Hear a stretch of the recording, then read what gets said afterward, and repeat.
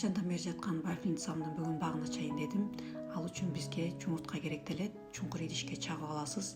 Үй температурасында болуш керек. Үстүнө кум шекер кошуп, жакшылап миксер менен аралаштырыңыз. Көпкө чейин аралаштырып, кум шекери эриш керек. Үстүнө сливочный май кошуп, un кошуп алабыз дагы.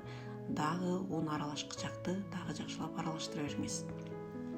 Эми вафельницаны ысытып, өзүңүз көз өлчөмүнө жараша куюп аласыз.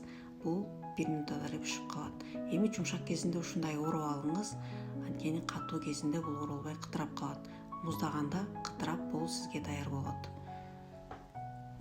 Эми мунун начинкасына мен ушундай ириска алдым. Ирисканы ичине коюп, эки жагын жаңгак менен малып алабыз. Ал үчүн жаңгакты жакшылап майдалап алыңыз.